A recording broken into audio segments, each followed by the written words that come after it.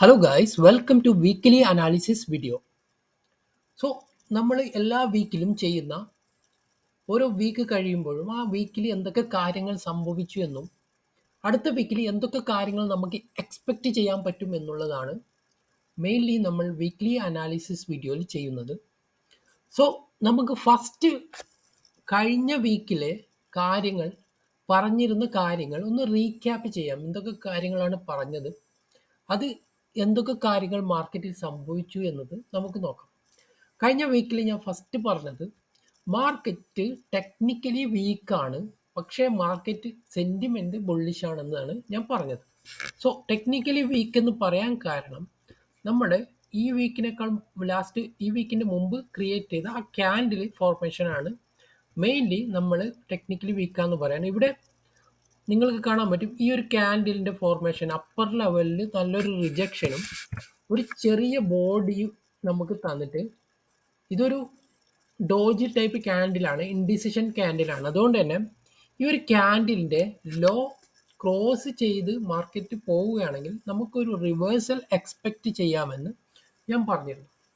So exactly മാർക്കറ്റിൽ നല്ലൊരു reversal തന്നിട്ടാണ് market ഈ വീക്ക് ക്ലോസ് ചെയ്തത്. സോ ഈ ഒരു ആഴ്ചയിലെ ക്യാൻഡിൽ നോക്കുകയാണെങ്കിൽ നല്ലൊരു സ്ട്രോങ് റെഡ് ക്യാൻഡിലാണ് ക്രിയേറ്റ് ചെയ്തിട്ടുള്ളത്. കഴിഞ്ഞ ഒരു 5 വീക്കിലെ ഓൾമോസ്റ്റ് എൻഗൾഫ് ചെയ്തിട്ടാണ് ഈ ഒരു വീക്ക് ക്ലോസ് ആയിട്ടുള്ളത്. അതായത് ഈ ഒരു ക്യാൻഡിലിൻ്റെ അകത്താണ് ഓൾമോസ്റ്റ് കഴിഞ്ഞ 5 വീക്ക് മാർക്കറ്റ് ട്രേഡിംഗ് നടന്നുകൊണ്ടിരിക്കുന്നതെന്നാണ് ആ പറഞ്ഞതിന് അർത്ഥം. സോ ഇതാണ് നിഫ്റ്റിയിലെ വീക്ക്ലി ക്യാൻഡിലിൻ്റെ ഒരു ഫോർമേഷൻ.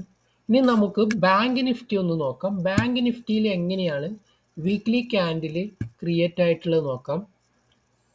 സോ നിഫ്റ്റിയിലേക്കാളും സ്ട്രോങ് ആയിട്ടാണ് ഈ ആഴ്ച ബാങ്ക് നിഫ്റ്റിയിലൊരു ക്യാൻഡിൽ ക്രിയേറ്റ് ആയിട്ടുള്ളത്. നിങ്ങൾക്ക് ഇവിടെ കാണാൻ പറ്റും എത്ര ഒരു നല്ലൊരു വലിപ്പമുള്ള ഒരു ക്യാൻഡിലാണ് ഇവിടെ ക്രിയേറ്റ് ആയിട്ടുള്ളത്.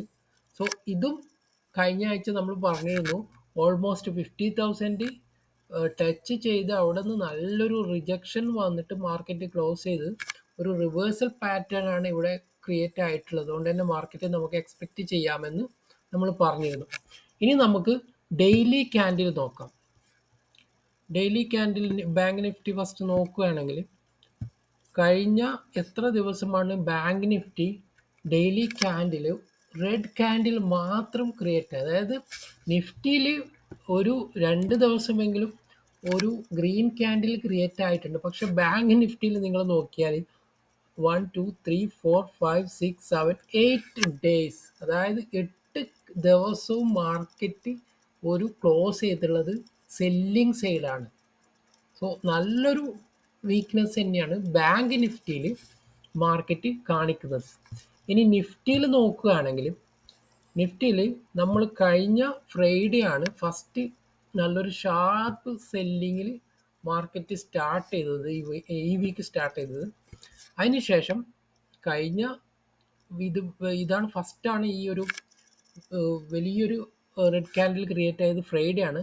അതിനുശേഷം മാർക്കറ്റ് നല്ലൊരു സെല്ലിംഗ് സൈഡ് മൂവ്മെൻറ്റ് തന്നെയാണ് തന്നത്. അതിനിടയ്ക്ക് 2 ദിവസം നിഫ്റ്റിയിൽ ചെറിയൊരു pull back type candle, green candle create ആയിട്ടുണ്ട്.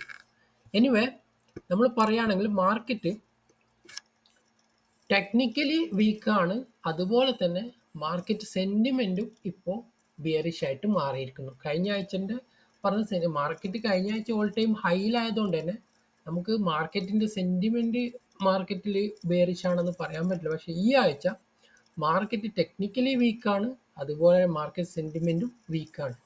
സോ അങ്ങനെയാണ് മാർക്കറ്റ് ഈ ആഴ്ച ടെക്നിക്കലി മാർക്കറ്റിൻ്റെ അവസ്ഥ, ഈ വീക്കിലെ അവസ്ഥയാണ് ഇപ്പോൾ നമ്മൾ പറഞ്ഞത്. ഇനി അടുത്തത് നമുക്ക് നോക്കാനുള്ളത് എന്തുകൊണ്ട് മാർക്കറ്റിൽ ഈ ആഴ്ച ഇത്രയും സെല്ലിങ് നടന്നു എന്നതാണ്. സോ ആദ്യം തന്നെ നമുക്ക് പറയാനുള്ള ഒരു റീസൺ എലക്ഷനാണ്. സോ സ്വാഭാവികമായിട്ടും മാർക്കറ്റിന് ഏറ്റവും നല്ലത് ആര് ഭരിക്കുന്നു എന്നത് മാർക്കറ്റിനെ സംബന്ധിച്ച് ഒരു വിഷയമല്ല. ആര് ഭരിച്ചാലും ഒരു സ്റ്റേബിൾ ഗവൺമെൻറ് ഉണ്ടാവുക എന്നതാണ് സ്റ്റോക്ക് മാർക്കറ്റിനെ സംബന്ധിച്ച് ഏറ്റവും വലിയ കാര്യം. സോ കഴിഞ്ഞ ഫേസിൽ, അതായത് നമ്മുടെ എലക്ഷൻ തുടങ്ങിയ സമയത്ത് മാർക്കറ്റിൽ ഒരു കൺഫ്യൂഷനും ഉണ്ടായിരുന്നില്ല. കാരണം ആ സമയത്ത് നോർമലി ഇലക്ഷൻ്റെ ടൈമിലൊക്കെ വിക്സ് ഒക്കെ നന്നായിട്ട് അപ്പ് മൂവ്മെൻറ്റിലേക്ക് പോകുന്ന സമയത്ത് വിക്സ് ഒന്നും ഒരു 10ൻ്റെ അടുത്തൊക്കെ ആയിരുന്നു രണ്ടാഴ്ച മുമ്പ് ഉണ്ടായിരുന്നത്. അതായത് ഇലക്ഷന് മാർക്കറ്റിനെ ഒരു തരത്തിലും എഫക്റ്റ് ചെയ്യില്ല എന്നുള്ള ഒരു തോട്ടായിരുന്നു ഫസ്റ്റ് ഫേസിലുണ്ടായത്. പക്ഷേ ഓരോ ഘട്ടം കഴിയുമ്പോഴും ഇലക്ഷൻ്റെ ഓരോ ഘട്ടം കഴിയുമ്പോഴും മാർക്കറ്റ് നല്ലൊരു വളറ്റൈലായിട്ട് മാറിക്കൊണ്ടിരിക്കുകയാണ്. അതിൻ്റെ റീസൺ പ്രധാനമായിട്ട് പറയുന്നത് മാർക്കറ്റിൽ ഈ ഇലക്ഷൻ്റെ സമയത്ത് വോട്ടിംഗ് പെർസെൻറ്റേജ് കുറഞ്ഞതാണ് ഒരു റീസൺ ആയിട്ട് പറയുന്നത്. കാരണം വോട്ടിംഗ് പെർസെൻറ്റേജ് കുറഞ്ഞാൽ ചിലപ്പോൾ ഇപ്പോൾ എക്സ്പെക്റ്റ് ചെയ്ത റൂളിംഗ് പാർട്ടിക്ക് ഇപ്പോൾ എക്സ്പെക്റ്റ് ചെയ്ത സീറ്റ് കിട്ടാനുള്ള സാധ്യത കുറവാണ് എന്നാണ് ഒരു റീസൺ പറയുന്നത്. എന്തായാലും മാർക്കറ്റിനെ സംബന്ധിച്ച് ഒരു കൺഫ്യൂഷൻ ഉണ്ടാകുമ്പോൾ തന്നെ മാർക്കറ്റ് വളട്ടയിലായും അതൊരു റീസൺ ആയിട്ട് നമുക്ക് കാണാം. പിന്നെ രണ്ടാമത്തത് FIA സെല്ലിംഗ് ആയിട്ടാണ് പറയുന്നത്. FIA സെല്ല് ചെയ്തുകൊണ്ടിരിക്കുകയാണ്, ഹെവി സെല്ലിംഗ് ആണ് അവർ ഈ ആഴ്ച നന്നായിട്ട് സെല്ല് ചെയ്തിട്ടുണ്ട്. സോ അതിൻ്റെ റീസൺ ഫസ്റ്റ് അവർക്ക് ഈ ഇലക്ഷൻ്റെ ഒരു കാരണം അതാണ്. രണ്ടാമത്തത് മൗറീഷ്യസ് ടാക്സ് ട്രീറ്റി എന്നുള്ള ഒരു ടാക്സ് ഇഷ്യൂ കൂടി വന്നിരുന്നു. അത് അതാണ് സെല്ലിങ് സ്റ്റാർട്ട് ചെയ്യാനുള്ള ഒരു റീസൺ അതായിരുന്നു. പക്ഷേ ഇപ്പോൾ ഇലക്ഷൻ്റെയും കൂടി ആയതുകൊണ്ട് തന്നെ അവർ സെല്ല് ചെയ്തുകൊണ്ടിരിക്കുകയാണ്. സോ ഇത് രണ്ടാണ് മെയിൻ റീസൺ ആയിട്ട് നമ്മുടെ മാർക്കറ്റിൽ ഈ ആഴ്ച സെല്ലിങ്ങിൻ്റെ കാരണം. മൂന്നാമത്തെ ഒരു കാരണം കൂടിയുള്ളത് കോർപ്പറേറ്റ് റിസൾട്ടുകൾ പല കമ്പനികളിലും എക്സ്പെക്റ്റ് ചെയ്ത റിസൾട്ട് ആയിരുന്നില്ല വന്നത്. ചില കമ്പനികളിൽ നല്ല റിസൾട്ട് എക്സ്പെക്റ്റ് ചെയ്തു, പക്ഷേ ഒരു ബാഡ് റിസൾട്ടൊക്കെ വന്നത് കൊണ്ട് തന്നെ അതും ഒരു കാരണമായിട്ട് മാറിയിട്ടുണ്ട്. ഇനി നമുക്ക് നോക്കാനുള്ളത് നെക്സ്റ്റ് വീക്കിലെ എക്സ്പെക്റ്റേഷൻ എന്താണ്. സത്യം പറഞ്ഞാൽ നെക്സ്റ്റ് വീക്കിൽ നമുക്ക് ഒന്നും എക്സ്പെക്റ്റ് ചെയ്യാനില്ല. നമ്മൾ ജസ്റ്റ് വാച്ച് ചെയ്ത് മാർക്കറ്റിൻ്റെ മൂവ്മെൻറ്റ് നമ്മൾ എങ്ങോട്ട് പോകുന്നു എന്നത് നമുക്ക് ഒരിക്കലും പ്രെഡിക്റ്റ് ചെയ്യാൻ പറ്റാത്തൊരവസ്ഥയാണ്. കാരണം ഒരുപാട് കൺഫ്യൂഷൻ മാർക്കറ്റ് ഓൾറെഡി ഉണ്ട്. സോ മാർക്കറ്റ് ഇനി നമ്മൾ ജസ്റ്റ് വാച്ച് ചെയ്ത് മാത്രം തീരുമാനിക്കേണ്ട കാര്യം. ഒന്നെങ്കിൽ മാർക്കറ്റ് ഇനിയും താഴെ പോകാം. ഈ ഓരോ ലെവലിൽ ടച്ച് ചെയ്യുമ്പോഴാണ് നമ്മൾക്ക് മാർക്കറ്റ് എങ്ങോട്ട് പോകുന്നത്. ഈ ഫസ്റ്റ് ഈ ഒരു സപ്പോർട്ട് ടെസ്റ്റ് ചെയ്ത് വീണ്ടും താഴേക്ക് പോവാം. അങ്ങനെ ഒരു ഡൗൺ സൈഡ് മൂവ്മെൻ്റ് ആണ് തരുന്നതെങ്കിൽ നമുക്ക് അതിനനുസരിച്ച് ട്രേഡ് പ്ലാൻ ചെയ്യാം. ഇനി അതെല്ലാം മാർക്കറ്റ് ഇവിടെ നിന്ന് തന്നെ ഈ ലോവർ സപ്പോർട്ടൊന്നും ടെസ്റ്റ് ചെയ്യാതെ മാർക്കറ്റ് സ്ലോലി റിവേഴ്സലായിട്ട് അപ്സൈഡിലേക്ക് പോവുകയാണെങ്കിൽ നമുക്ക് അതിനനുസരിച്ച് ട്രേഡ് നോക്കാം. ഇനി അതല്ല ചില ഘട്ടങ്ങളിൽ മാർക്കറ്റ് ചിലപ്പോൾ ഈ ഒരു ഏരിയയിൽ തന്നെ ഒരു കൺസോളിഡേഷൻ ഇലക്ഷനൊക്കെ കഴിഞ്ഞ് റിസൾട്ടൊക്കെ വരുന്നത് വരെ അങ്ങനെയും സംഭവിക്കും. സോ 3 കാരണങ്ങൾ നമുക്കിത് ഒരിക്കലും പ്രെഡിക്റ്റ് ചെയ്യാൻ പറ്റാത്തൊരു കാര്യം തന്നെയാണ്. കാരണം ഈ ഇത്രയും കൺഫ്യൂഷൻ മാർക്കറ്റിൽ ഉള്ളത് കൊണ്ട് തന്നെ നമുക്ക് ജസ്റ്റ് വാച്ച് ചെയ്ത് അതിനനുസരിച്ച് ഓരോ ദിവസവും ട്രേഡ് പ്ലാൻ ചെയ്യുന്നതായിരിക്കും ഏറ്റവും നല്ലത്.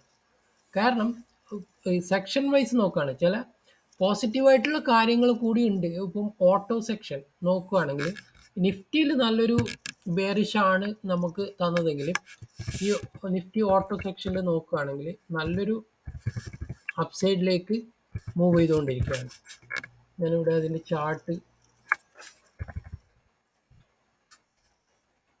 ഒന്ന് ഓപ്പൺ ചെയ്താൽ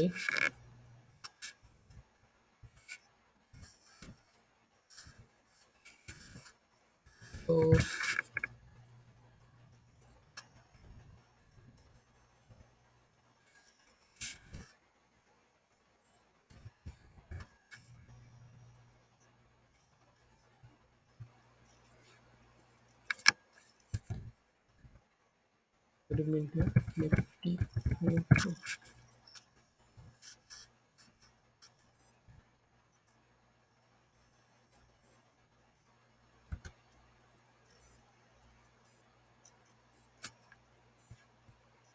സോ നിഫ്റ്റി ഓട്ടോ സെക്ഷനിൽ നമ്മൾ നോക്കുകയാണെങ്കിൽ ചാർട്ട് നിങ്ങൾക്ക് കാണുമ്പോൾ നല്ലൊരു ബുള്ളിഷിലായിട്ടാണ് മാർക്കറ്റ് മൂവ് ചെയ്തുകൊണ്ടിരിക്കുന്നത്. ചില സെക്ടറുകൾ മാർക്കറ്റ് നല്ല അപ്പ് ട്രെൻഡിലേക്ക് തന്നെയാണ് പോയിക്കൊണ്ടിരിക്കുന്നത്. അതുകൊണ്ട് തന്നെ നല്ലൊരു വീക്ക്നെസ് ഇപ്പോഴും നമുക്ക് എക്സ്പെക്റ്റ് ചെയ്യാൻ പറ്റൂല. അത് അത് മാത്രമല്ല US മാർക്കറ്റ് നമ്മൾ സാധാരണ നോക്കാറുണ്ട്. US മാർക്കറ്റ് നല്ലൊരു അപ്പ് ട്രെൻഡിൽ തന്നെയാണ് പോയിക്കൊണ്ടിരിക്കുന്നത്. സോ ഇങ്ങനെയുള്ള പോസിറ്റീവായ പല കാര്യങ്ങളും അതിനോടൊപ്പം തന്നെ നമുക്ക് പറയാനുണ്ട്. ഇനി നമുക്ക് വാച്ച് ചെയ്ത് മാത്രം നമുക്ക് ഇത് എങ്ങനെ മാർക്കറ്റ് മൂവ് ചെയ്യുന്നു എക്സ്പെക്റ്റ് ചെയ്യാം. ഒരു റിവേഴ്സലാണ് കാണിക്കുന്നതെങ്കിൽ അതിനനുസരിച്ച് പ്ലാൻ ചെയ്യാം. അല്ല സപ്പോർട്ടൊക്കെ ബ്രേക്ക് ചെയ്ത് താഴോട്ട് പോവുകയാണെങ്കിൽ നമുക്ക് അതിനനുസരിച്ച് ട്രേഡ് പ്ലാൻ ചെയ്യാം. ഓരോ ദിവസവും അതിനെക്കുറിച്ച് ഡീറ്റെയിൽ ആയിട്ടുള്ള വീഡിയോസ് ഞാൻ ചെയ്യാറുണ്ട്. നിങ്ങൾക്ക് എൻ്റെ വീഡിയോ ഇഷ്ടപ്പെടുകയാണെങ്കിൽ ദയവായി ചാനൽ സബ്സ്ക്രൈബ് ചെയ്യുക. അതുപോലെ നിങ്ങളുടെ അഭിപ്രായങ്ങൾ കമൻറ്റായി രേഖപ്പെടുത്താനും വീഡിയോ ഇഷ്ടപ്പെടുകയാണെങ്കിൽ ലൈക്ക് ചെയ്യാനും മറക്കരുത്. Thank you for watching this video.